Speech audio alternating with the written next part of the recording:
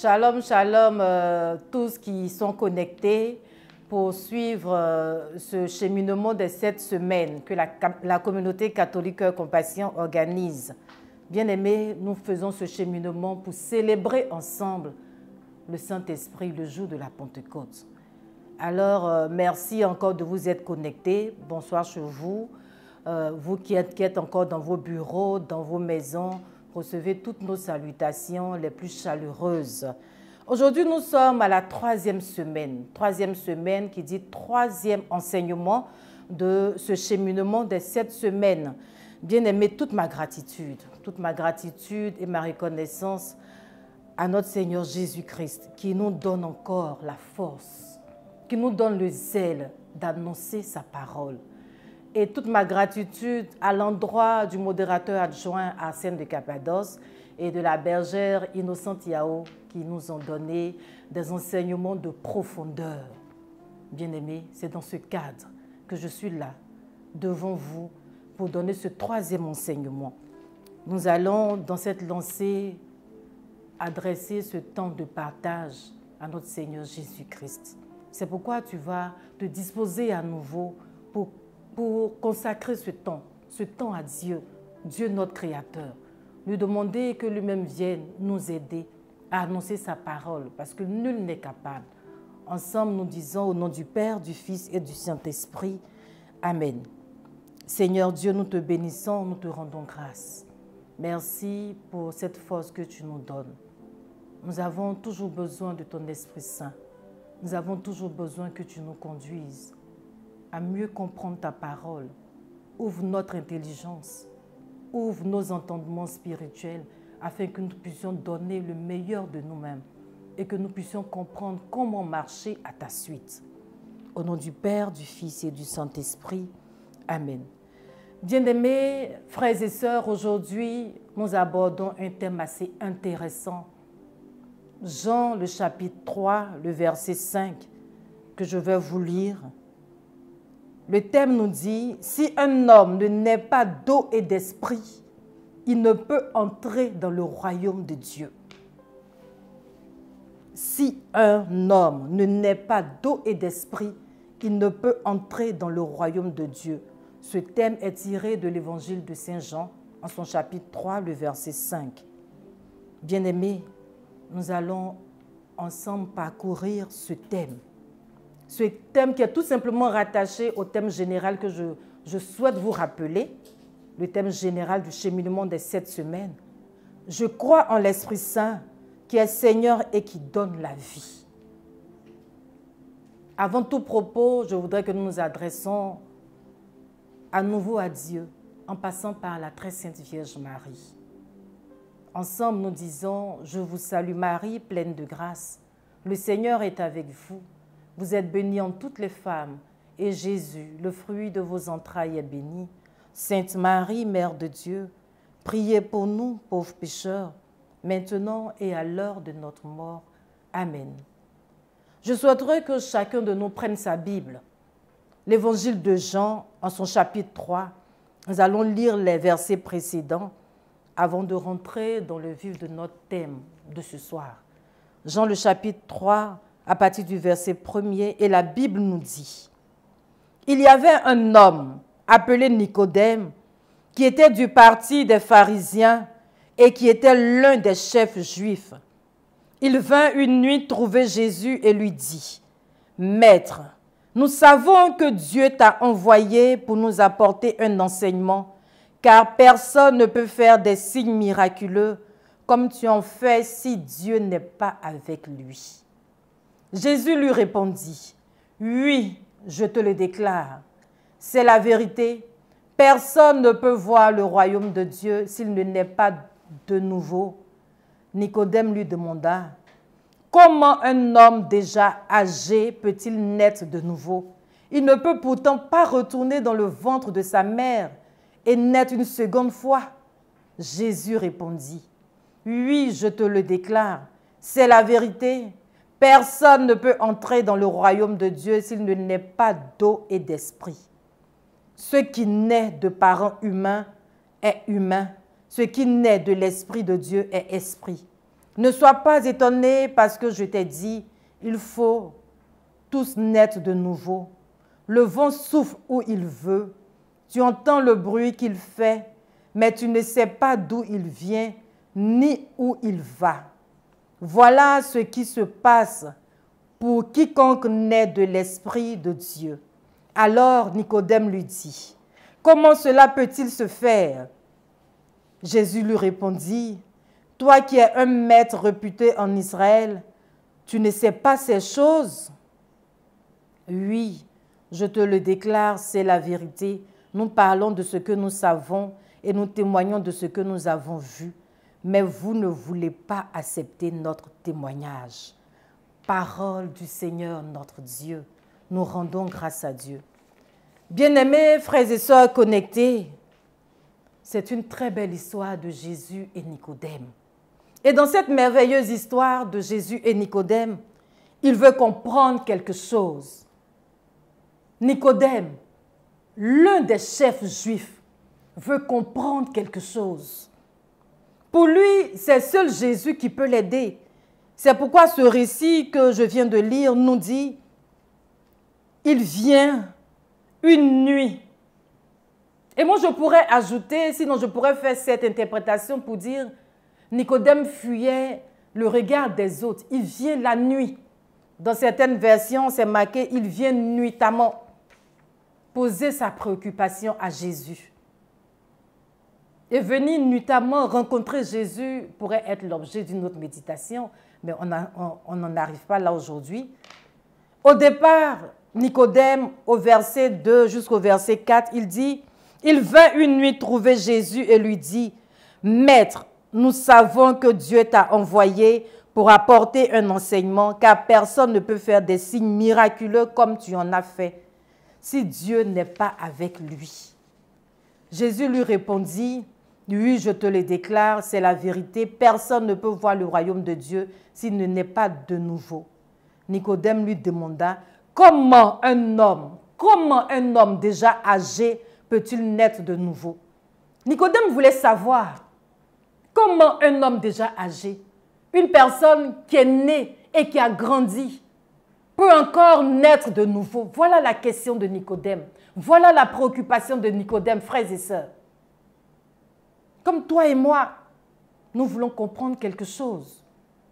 Nous voulons comprendre comment, nous qui sommes déjà nés, nous qui avons déjà 5 ans, 10 ans, 40 ans, 50 ans, nous pouvons encore naître de nouveau. Et Jésus qui lui répond au verset 3, il dit, « Personne ne peut voir le royaume de Dieu s'il ne naît pas de nouveau. » Il répond encore au verset 5, « Oui, je te le déclare, c'est la vérité. C'est la vérité, frères et sœurs. Personne ne peut entrer dans le royaume de Dieu s'il ne naît pas d'eau et de l'esprit. » Voilà la question de Nicodème. Voilà la préoccupation de Nicodème. Voilà toi et moi. Toi qui me suis, c'est également ta préoccupation par moment. Comment l'homme peut encore naître de nouveau? Puisqu'il a déjà grandi, il est déjà né, il a déjà grandi. Et Jésus insiste. Il dit, s'il ne naît pas de nouveau, c'est-à-dire pour notre Seigneur Jésus, il nous faut naître de nouveau. Pas à la manière d'une mère qui met au monde un enfant, mais une nouvelle forme de naissance, une nouvelle manière de naître. C'est à cela que Jésus veut nous envoyer, une nouvelle manière de naître que nous pouvons dénommer dans notre partage, dans cet enseignement que nous découvrons ensemble, la nouvelle naissance. C'est à cela que Dieu nous appelle aujourd'hui. Et c'est ainsi que nous allons étaler notre enseignement sur 3 parties. À savoir, qu'est-ce que c'est que la nouvelle naissance?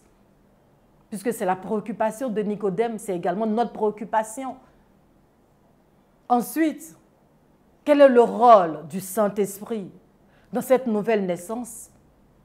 Et enfin, les implications de la nouvelle naissance dans notre vie quotidienne. Frères et sœurs, il est nécessaire pour nous de connaître le rôle du Saint-Esprit dans la nouvelle naissance. Il est nécessaire pour nous de comprendre d'abord ce que c'est que la nouvelle naissance. Il est nécessaire pour nous de voir ce que la nouvelle naissance apporte à notre vie de chaque jour.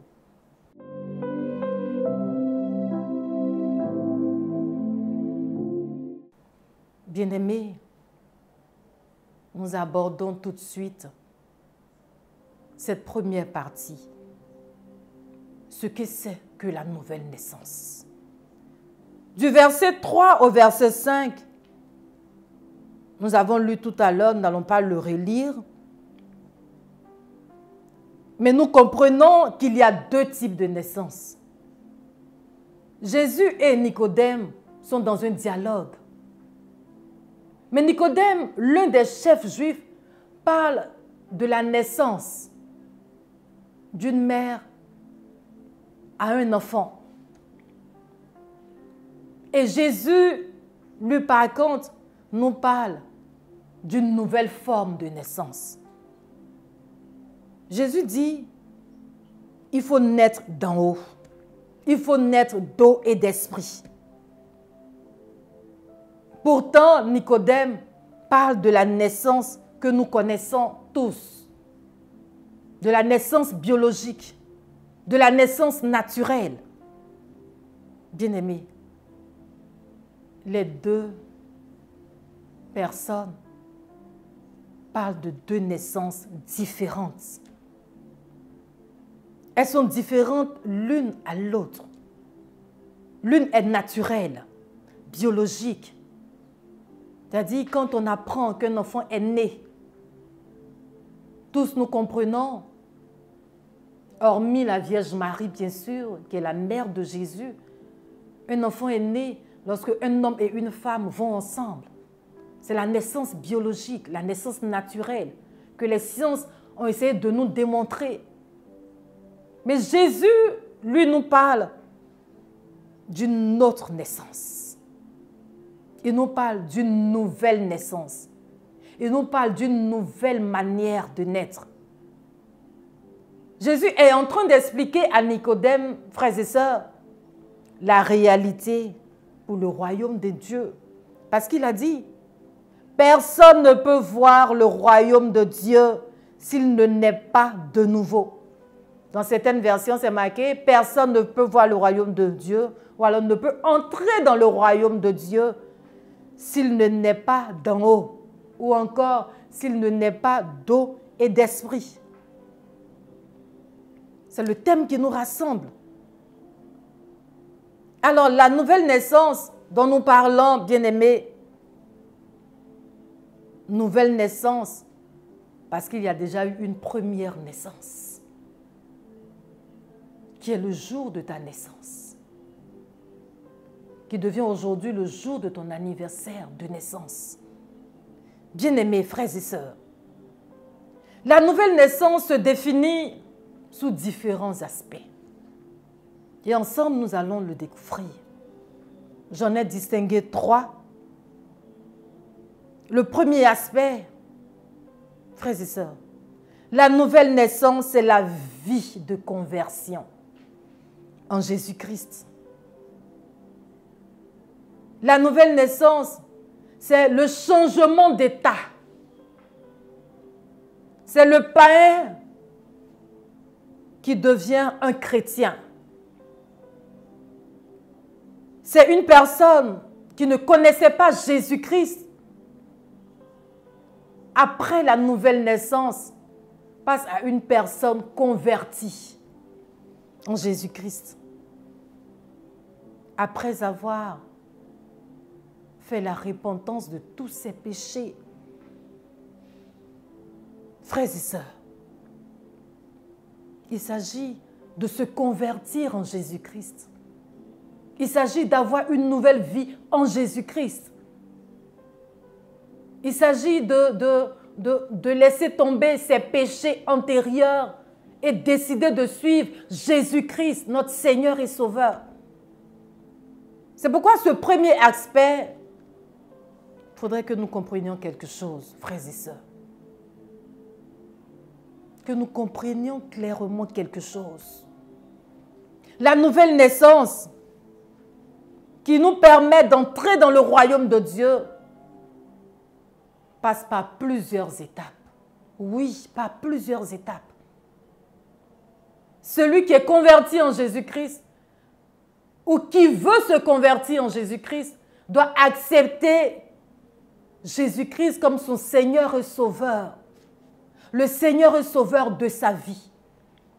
Accepter Jésus-Christ comme le Seigneur et Sauveur de sa vie emmènera cette personne à ne compter que sur Dieu seul, à ne compter que sur Jésus-Christ seul, à faire de Jésus-Christ son unique sauveur. Je veux insister là-dessus parce que certaines personnes affirment qu'elles sont chrétiennes, qu'elles sont converties, mais elles sont encore attachées à d'autres seigneurs de leur vie. Elles sont encore attachées à d'autres divinités de leur vie. Quand je suis convertie en Jésus-Christ, ça voudrait dire que j'ai accepté Jésus-Christ comme mon Seigneur et Sauveur. Certaines personnes affirment que je suis chrétienne, mais ne lésignent pas sur les moyens pour faire les sacrifices de chaque fin d'année, de famille, pour faire les sacrifices dans leur village. Certaines affirment qu'elles sont chrétiennes, mais elles n'hésitent pas du tout à donner leur participation pour le sacrifice de la montagne que la famille adore. Elles te diront, je n'y étais pas quand ils faisaient l'adoration, quand ils faisaient l'adoration. Mais tu as participé.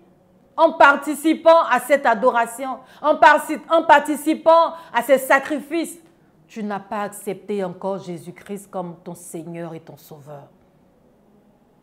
Voici la première étape, bien-aimé. Quand tu affirmes que tu es converti en Jésus-Christ, quand tu affirmes que tu es une personne chrétienne, c'est la première étape. Tu ne peux pas non plus affirmer que tu es chrétienne, que tu as déjà vécu cette nouvelle conversion, sinon cette nouvelle naissance, et toujours être attaché à tes ceintures de sécurité, toujours être attaché à l'horoscope, toujours être attaché aux divinités de ta famille. Accepter Jésus-Christ comme son Seigneur et son Sauveur. C'est la toute première étape quand on est converti. Et cela nous revient également à prendre Jésus comme la priorité de toutes nos priorités. Cela nous emmène également à ne décider qu'avec Dieu et Dieu seul. Lorsque tu as passé cette étape de l'acceptation de Jésus-Christ comme ton Seigneur et ton Sauveur de toute ta vie, bien-aimé, il te faut en toute sincérité confesser tes péchés et prendre la résolution d'arrêter. Confesser ses péchés. Confesser ce que tu as pu faire comme acte qui n'est pas digne de Dieu. Confesser tout péché. On entend souvent dire, ça c'est mon péché mignon, je ne peux pas le laisser. Bien-aimé, un péché est un péché. Un péché est un péché. Confesser ses péchés quand nous sommes convertis en Jésus-Christ et prendre la résolution pour arrêter de pécher.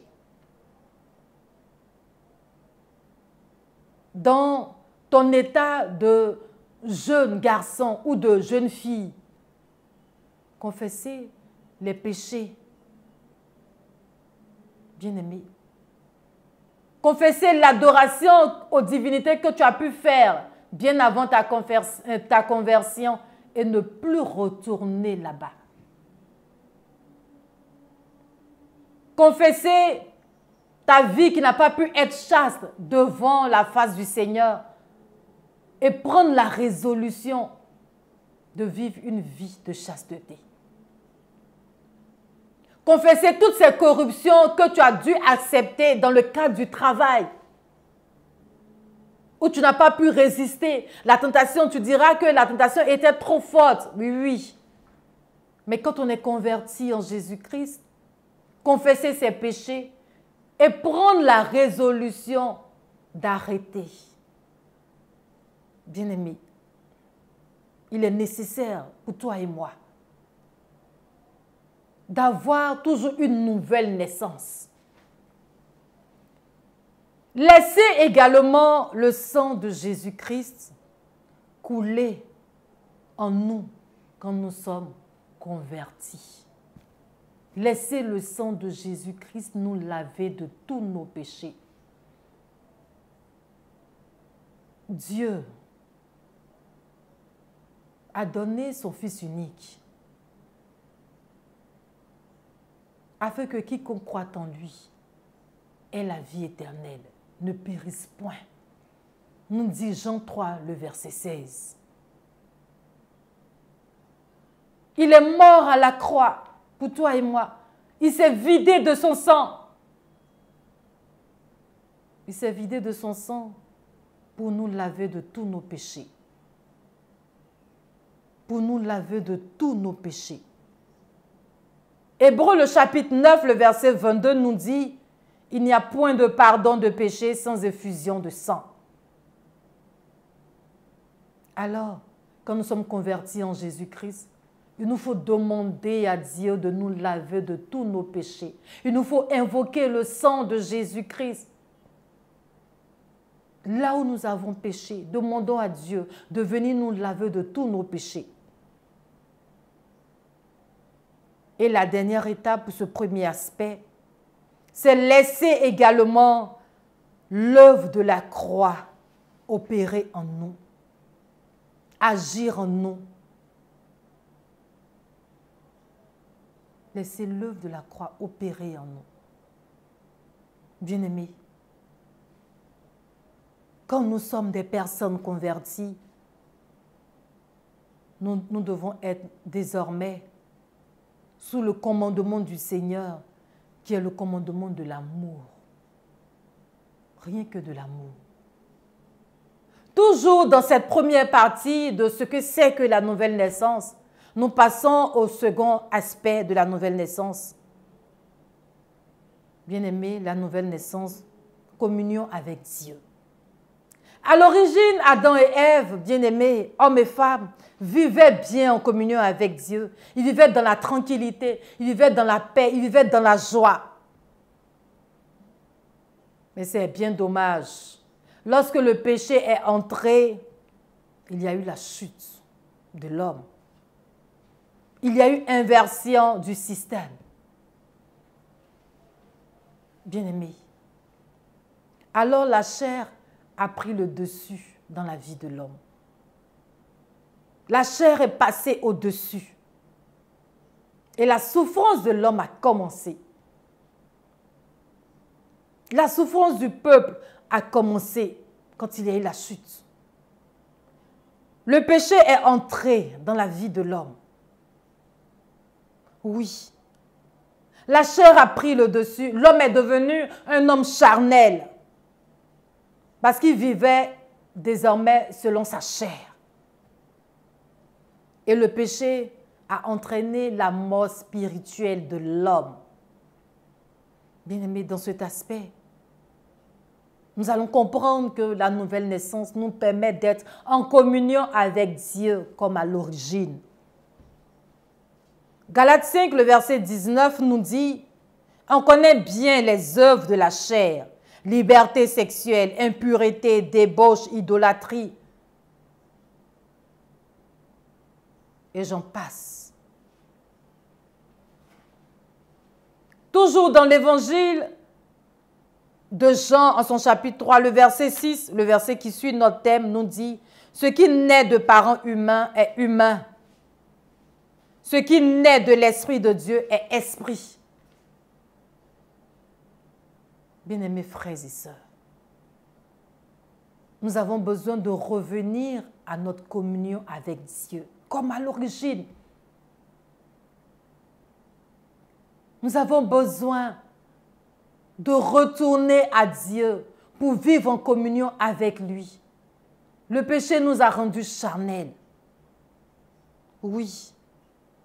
Mais la mort et la résurrection de notre Seigneur Jésus-Christ nous plongent dans la présence de Dieu pour celui qui croit.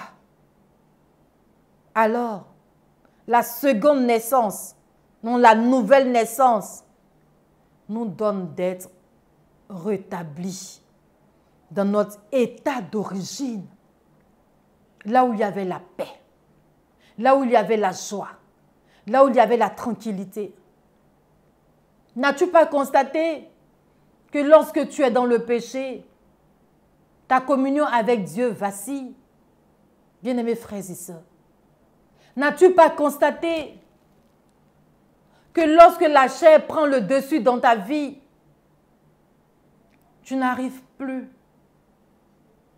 à être en communion avec Dieu?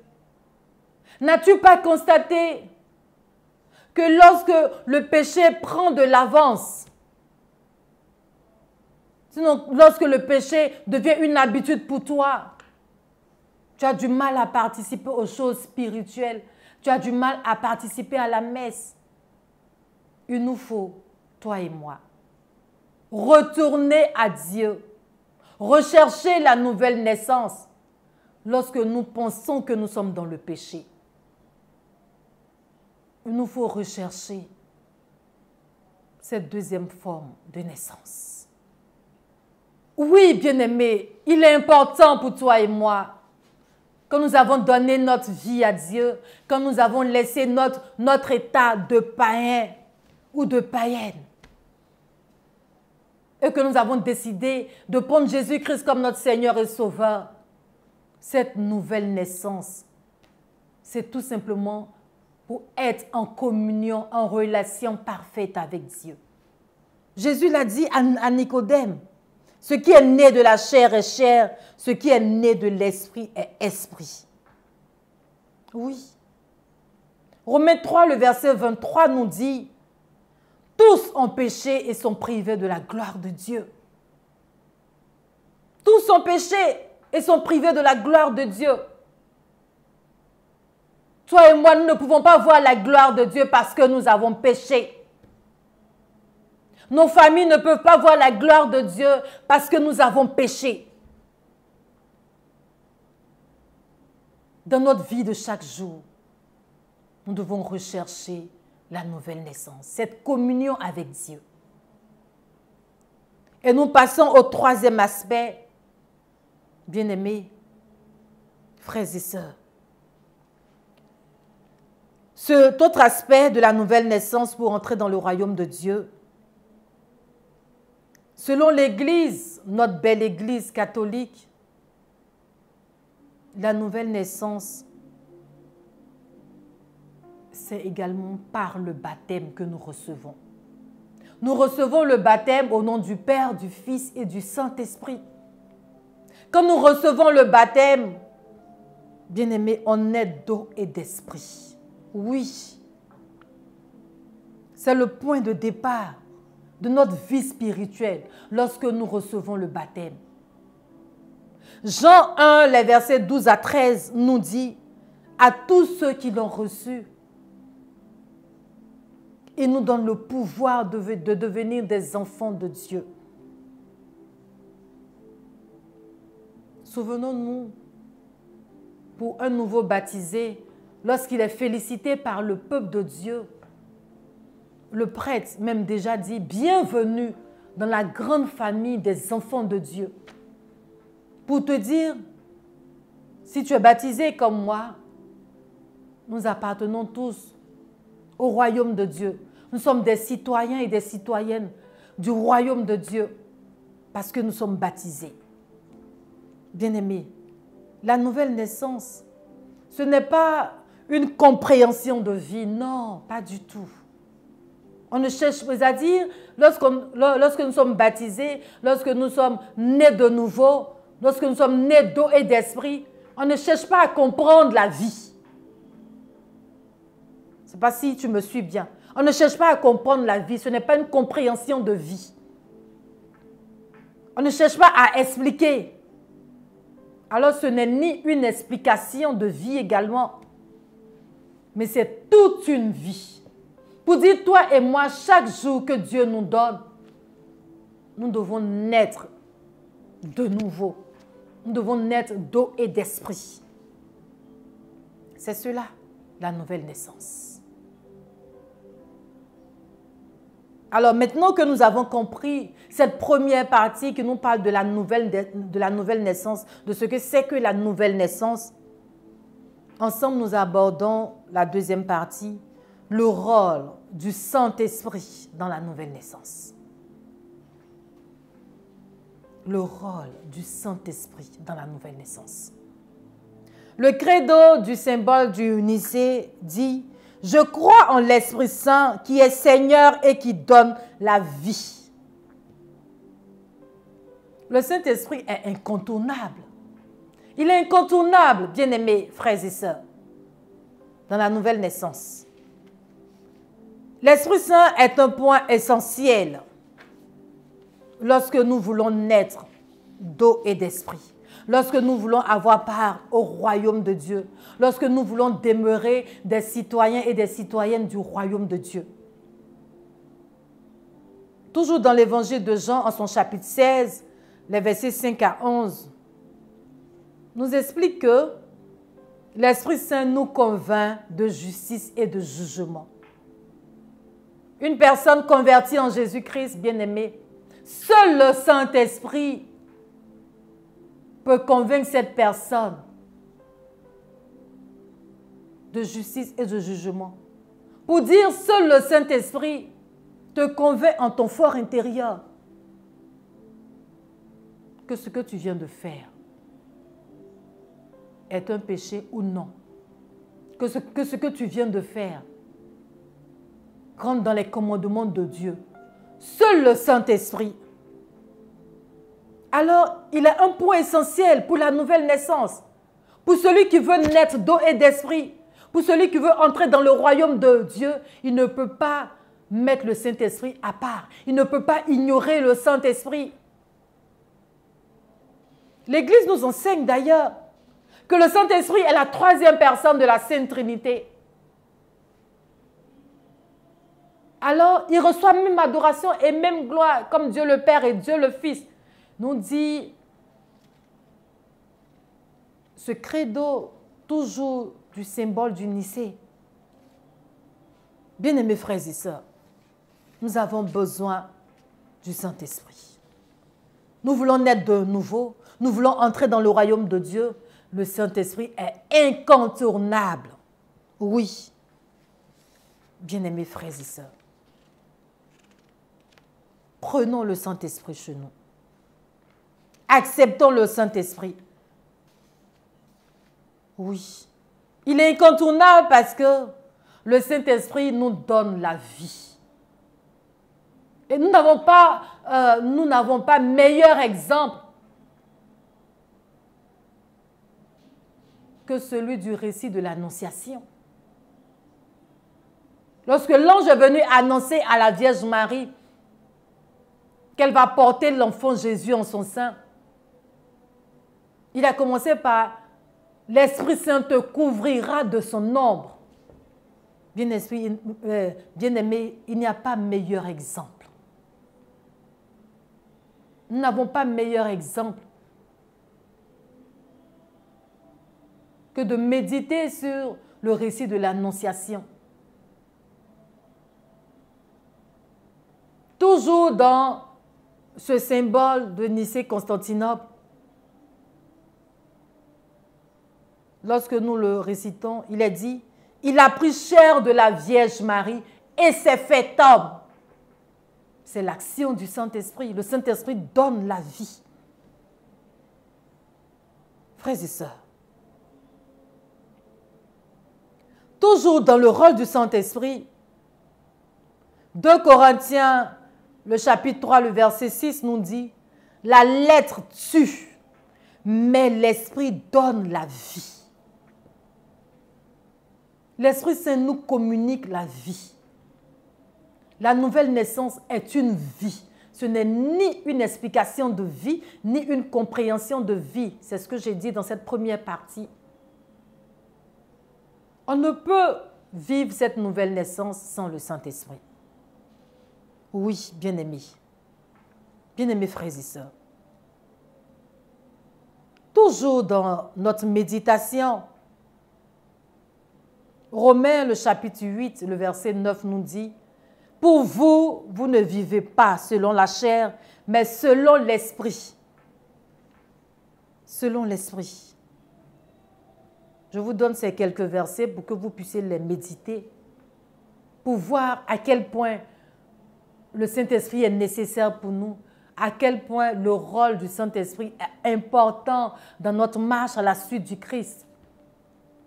Ézéchiel, bien-aimé, le chapitre 36, les versets 26 à 27 nous disent: « Je vous donnerai un cœur nouveau et je mettrai en vous un esprit nouveau. J'ôterai de votre corps le cœur de pierre et je vous donnerai un cœur de chair. Je mettrai mon esprit en vous et je ferai en sorte que vous suiviez mes commandements et que vous observiez et pratiquiez mes lois. » Le Saint-Esprit. Le Saint-Esprit vient déjà à nous faire naître d'eau et d'esprit dans tout notre corps. J'ôterai dans votre corps le cœur de pierre et je mettrai en vous le cœur de chair. Je ferai en sorte, seul l'Esprit Saint a le pouvoir de nous faire comprendre les commandements du Seigneur et de nous aider à les pratiquer. Je ferai en sorte que vous pratiquiez mes lois. Parce qu'il faut comprendre, frères et sœurs, une chose est d'entendre la parole de Dieu et une autre est de la mettre en pratique. Mais nous ne pouvons pas la mettre en pratique seuls, sans la puissance du Saint-Esprit. Nous ne pouvons pas la mettre en pratique dans notre vie de chaque jour sans l'aide du Saint-Esprit. Oui. Bien-aimés frères et sœurs, nous avons besoin du Saint-Esprit pour entrer dans le royaume de Dieu. Nous avons besoin du Saint-Esprit pour naître d'eau et d'esprit. Je veux que nous parcourons toujours l'Évangile selon Saint Jean en son chapitre 6.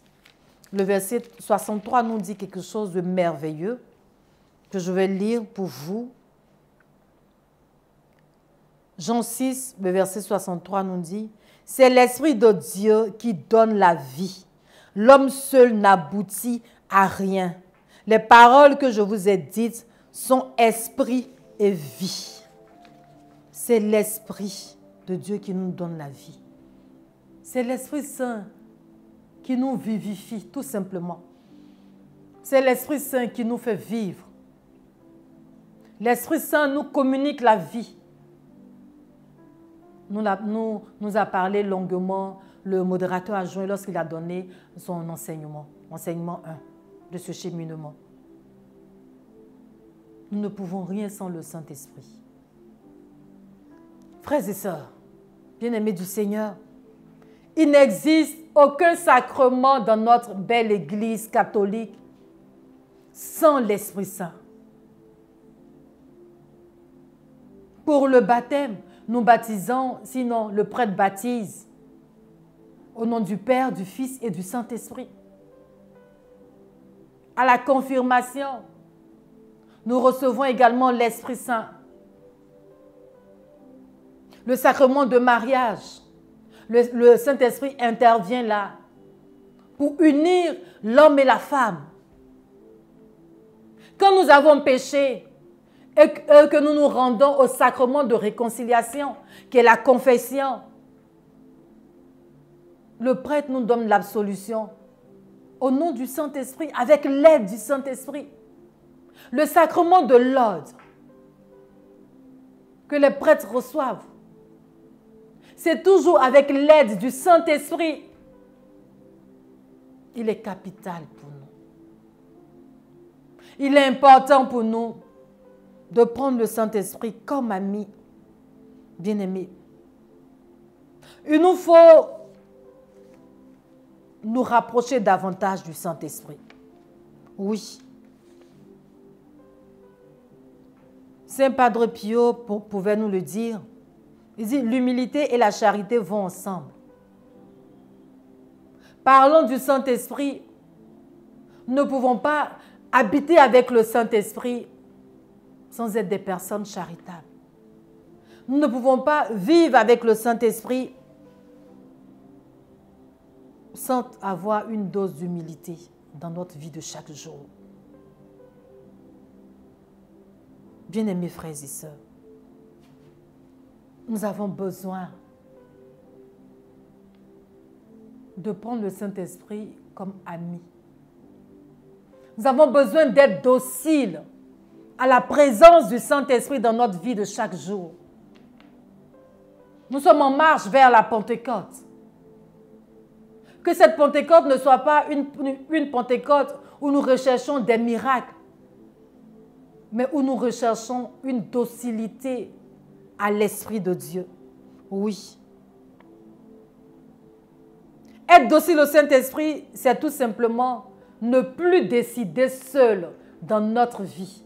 Quand nous avons des décisions à prendre, que ces décisions soient familiales, soient professionnelles, spirituelles, de tous ordres, il nous faut associer le Saint-Esprit. Il nous faut être à l'écoute du Saint-Esprit pour décider. Je ne sais dans quelle position sociale tu te trouves. Tu es employeur, tu es chef de service, tu es chef d'entreprise, tu es employé. Tu as toujours besoin du Saint-Esprit selon ta position sociale, selon ton statut social. Oui. Tu diras, bon, moi je ne travaille pas. Oui.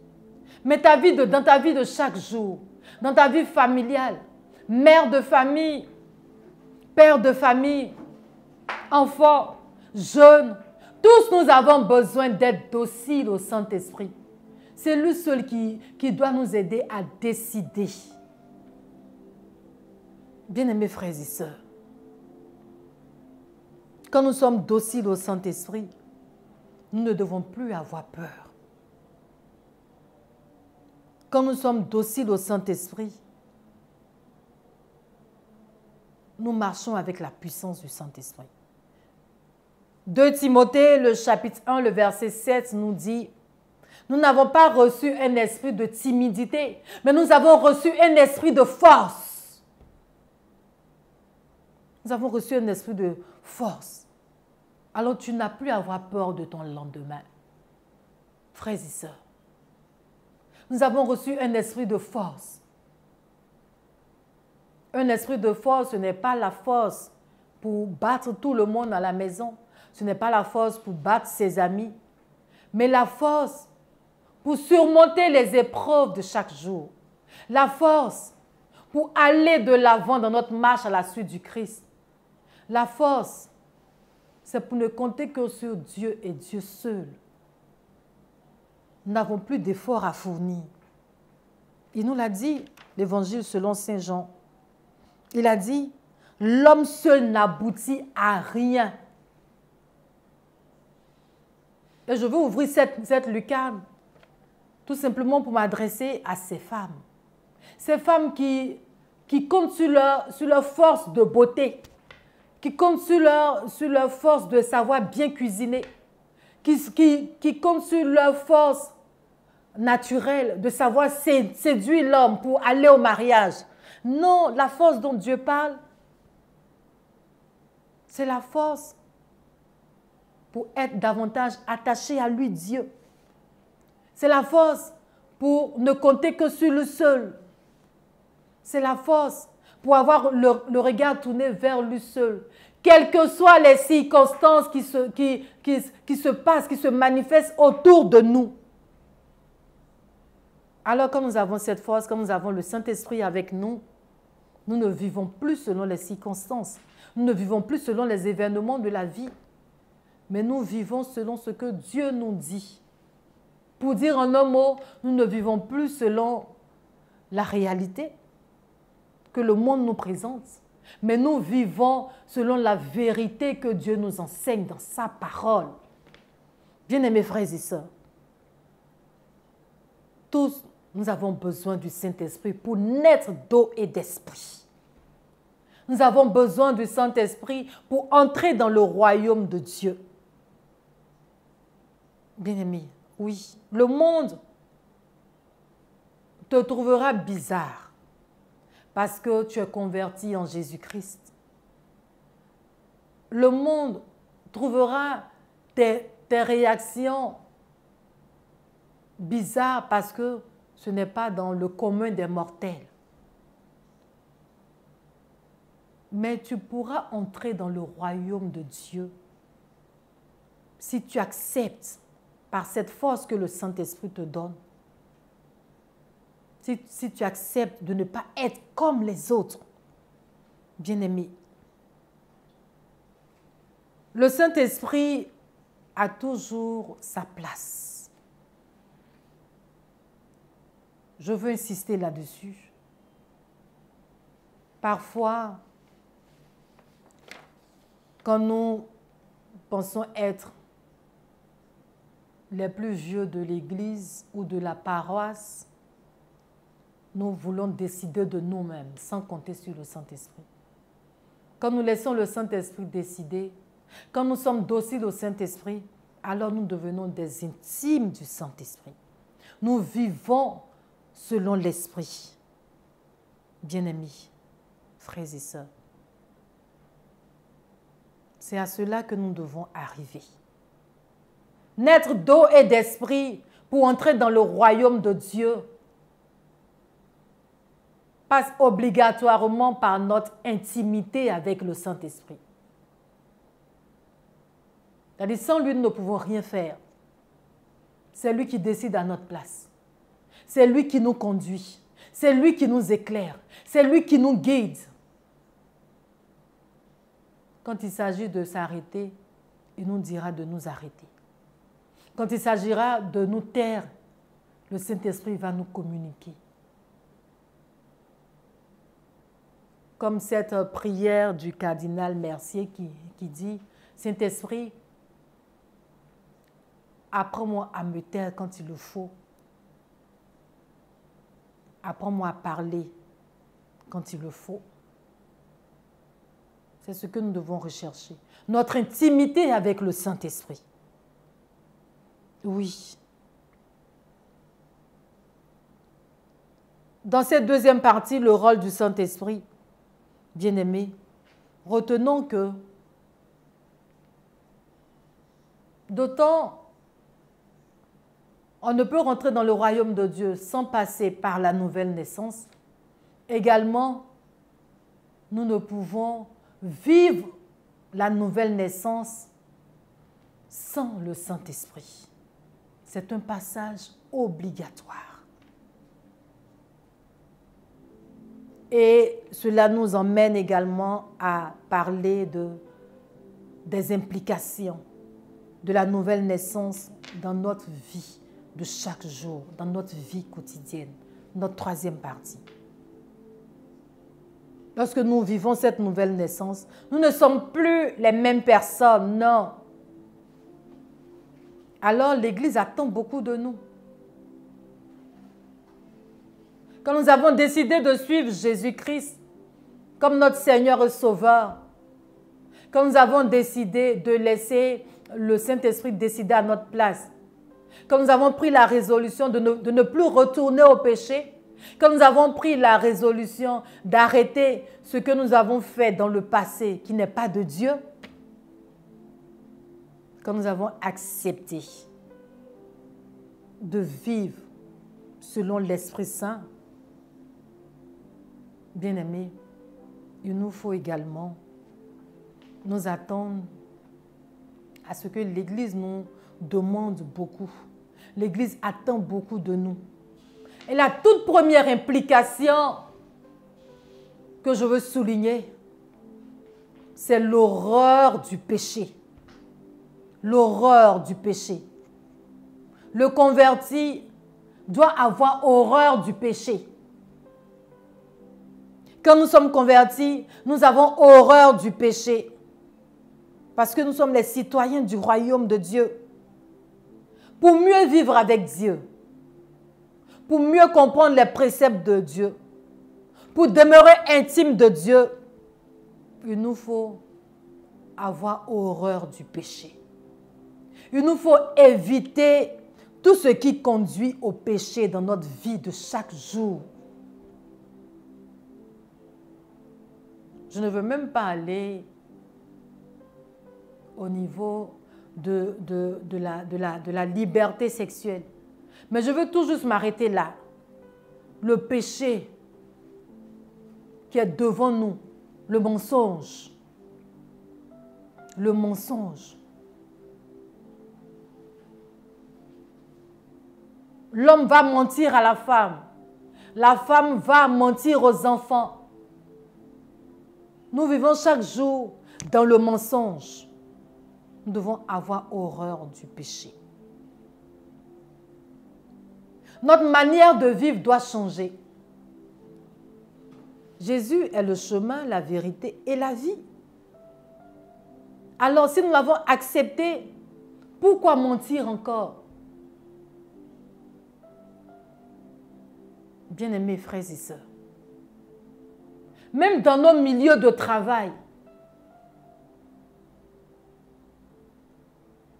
nous passons notre temps à mentir à notre supérieur. Mais pourquoi ne pas dire la vérité, comme Jésus nous le recommande?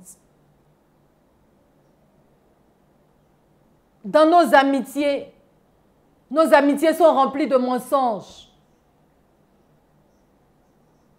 Pourquoi ne pas dire la vérité? De mensonges et d'hypocrisie, de calomnie. Je veux m'arrêter là. Mais nous devons avoir horreur du péché. Regarde un peu dans ta vie, frère. Regarde un peu dans ta vie, ma soeur. Quel est le péché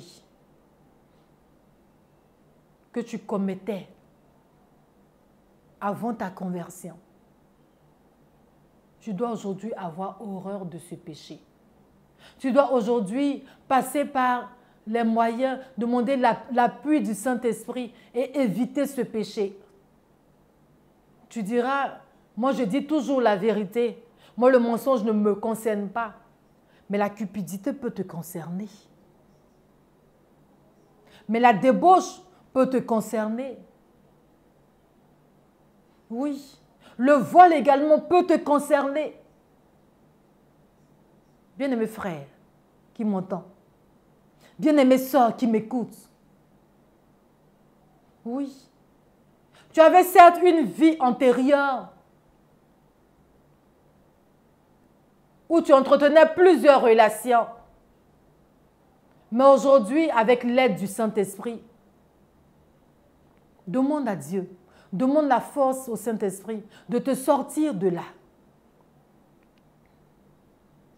Oui, bien-aimés frères, tu ne pouvais pas t'attacher à une seule femme, comme la Bible le recommande. Mais aujourd'hui, avec la puissance du Saint-Esprit, tu dois avoir horreur de ce péché et en éviter. Oui, tu ne pouvais pas signer un dossier sans même qu'on ne te glisse quelque chose, qu'on ne te glisse de l'argent. Aujourd'hui, l'implication que Dieu nous demande, c'est d'avoir horreur de cette corruption. Oui. Où tu passais peut-être ta vie tu passais ta vie d'injustice en injustice. Mais aujourd'hui, Dieu t'appelle à la justice, tout simplement. Oui, à la vérité, à la franchise. Je pourrais dire ainsi, à la sincérité. C'est ce que Dieu nous recommande. L'horreur du péché, la toute première implication, c'est l'horreur du péché. As-tu horreur de ton péché antérieur aujourd'hui? C'est la question que je te pose. C'est la question que Dieu nous pose. Avons-nous horreur du péché? Demandons la grâce au Saint-Esprit. Notre manière de vivre avec l'autre doit changer pour le bien de tous. Tu étais une personne assez colérique. Demande au Saint-Esprit cette grâce de la douceur. Tu étais cette personne assez rancunière. Demande au Saint-Esprit cette grâce du pardon, cette grâce de l'amour. Tu pouvais être peut-être cette personne qui voulait régler elle-même ses affaires. Pour être plus précise, qui voulait régler elle-même ses palabres. Demande la grâce de la maîtrise de soi. C'est ce qui doit faire partie de l'implication de la nouvelle naissance dans ta vie de chaque jour. L'implication, sinon les implications de la nouvelle naissance dans notre vie quotidienne ne fait pas de nous des personnes claires si elles étaient noires, ou des personnes grandes si elles étaient courtes, ou des personnes... Mais c'est tout simplement l'intérieur que Dieu travaille. Alors, bien-aimés frères, bien-aimées sœurs, les implications que l'Église attend de nous dans notre vie quotidienne pour cette nouvelle naissance, c'est d'être tout simplement des personnes dont le caractère a changé. C'est ce que je veux vous faire comprendre. Des personnes qui ne sont plus colériques, parce que la colère n'est pas de Dieu. Des personnes qui ne sont plus rancunières, mais qui vivent des fruits du Saint-Esprit, parce que le Saint-Esprit est devenu leur intime, est leur intime. Bien-aimés, Saint Jean Chrysostome nous dit: une mauvaise vie est un grand obstacle à la connaissance de la vérité. Oui. Nous devons avoir une vie dans l'esprit.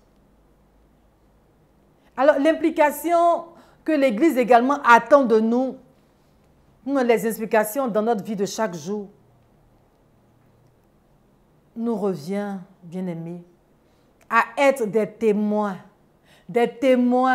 du ressuscité, à être des témoins de la puissance du Saint-Esprit dans notre vie. 1 Corinthiens, le chapitre 9, le verset 16 nous dit: « Malheur à moi si je n'annonce pas l'évangile. » Le premier témoignage, ce n'est pas le témoignage d'une belle voiture, ce n'est pas le témoignage d'une grande maison, mais le premier témoignage, c'est d'annoncer Jésus-Christ. C'est d'annoncer qu'il est le chemin, la vérité et la vie. Sommes-nous témoins de notre Seigneur Jésus-Christ? Sommes-nous témoins du royaume de Dieu dans notre environnement, dans notre lieu de travail, dans nos maisons?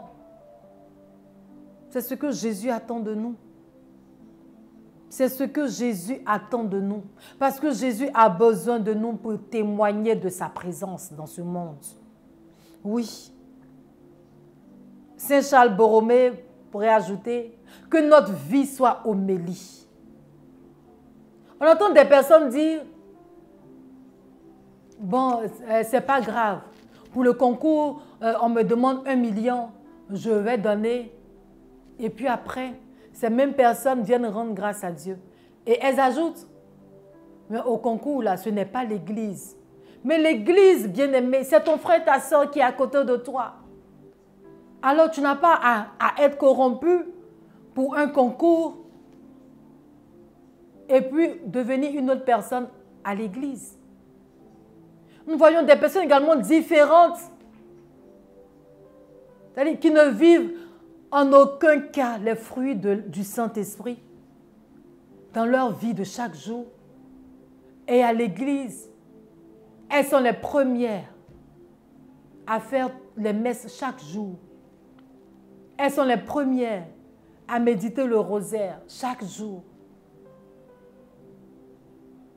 Notre vie doit être homélie. Notre vie doit témoigner de la présence de Dieu dans notre vie de chaque jour. Notre vie doit refléter la puissance de Dieu. Je nous le disais tantôt, quand nous sommes nés de nouveau, nous vivons désormais sous le commandement de Dieu, du Seigneur, qui est l'amour. Nous devons être des témoins d'amour, oui, des êtres d'amour. On ne peut pas prétendre être né de nouveau et ne point manifester d'amour autour de nous et voir des personnes souffrir autour de nous et nous jouer des personnes ignorantes, des personnes indifférentes. Bien-aimés frères, bien-aimées sœurs, je veux entrer dans le royaume de Dieu. Il nous faut manifester l'amour. Dieu a besoin de nous. Faisons comme ces femmes qui sont allées au tombeau, Marie-Madeleine et autres, et qui sont revenues du tombeau pour annoncer qu'il est ressuscité, remplis de joie. Oui, la joie. En plus de l'amour que nous manifestons, la joie également doit être notre partage.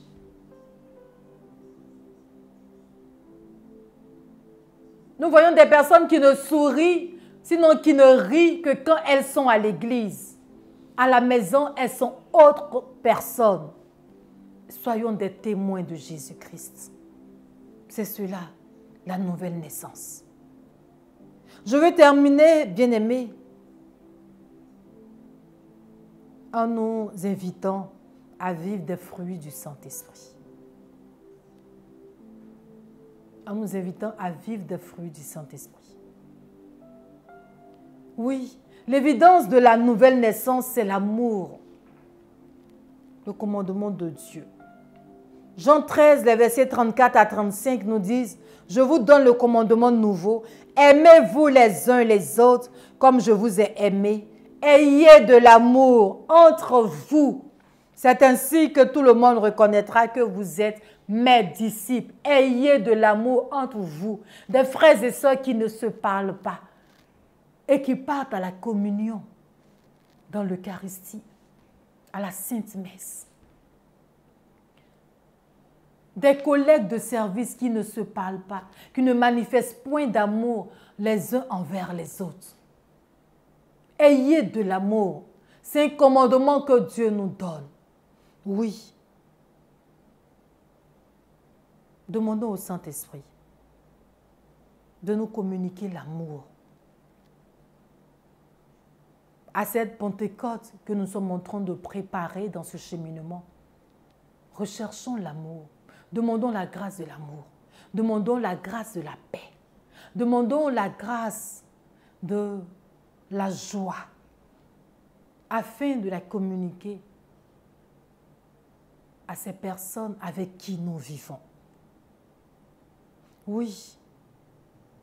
Bien-aimés, tel le royaume de Dieu passe obligatoirement par la nouvelle naissance, telle la nouvelle naissance exige le Saint-Esprit. Et le Saint-Esprit également, en nous, avec nous, nous exige de le manifester, de le témoigner. Je veux terminer là en demandant tout simplement, baisse la tête de là où tu te trouves et demande au Saint-Esprit de t'aider à déceler tout ce qui est péché, tout ce qui constitue un blocage, afin de naître chaque jour que Dieu te donne, pour avoir part également au royaume de Dieu. Demandons cette force du Saint-Esprit, là où nous pensons être beaucoup éprouvés dans notre vie de chaque jour. Demandons enfin au Saint-Esprit de faire de nous des témoins de sa présence, de faire de nous des témoins de l'amour de Dieu, de la joie de Dieu. Demandons au Saint-Esprit de nous guider et qu'il demeure avec nous afin que nous soyons toujours des citoyens du royaume de Dieu, lui qui est vivant pour des siècles et des siècles. Amen. Bien-aimés frères et sœurs, ainsi s'achève notre enseignement. Nous voulons vous donner rendez-vous le lundi prochain, le lundi 26 avril à 19 h, toujours avec la communauté catholique Cœur Compassion, pour la suite des enseignements. Et cette fois-ci, ce sera avec le berger Alexis de la Croix de Saint-Benoît, qui a pour terme: l'Esprit Saint n'est pas une simple façon d'agir de Dieu, une énergie ou un fluide qui envahit l'univers. C'est une relation subsistance. Une citation de Raniero Cantalamessa. Et je vous invite tout simplement, je vous exhorte à suivre minutieusement ce cheminement de 7 semaines. Et à la fin, nous avons une fusion à la paroisse Saint-Michel d'Adjamé pour véritablement vivre entre frères et sœurs, en enfants des citoyens du royaume de Dieu, avec tous les intervenants de ce cheminement de 7 semaines à partir de 9 h, paroisse Saint-Michel d'Adjamé. Bien-aimés, merci d'être restés connectés et que Dieu vous bénisse depuis vos maisons. Dieu bénisse vos familles. Dieu bénisse également l'œuvre de vos mains. Amen, amen, amen.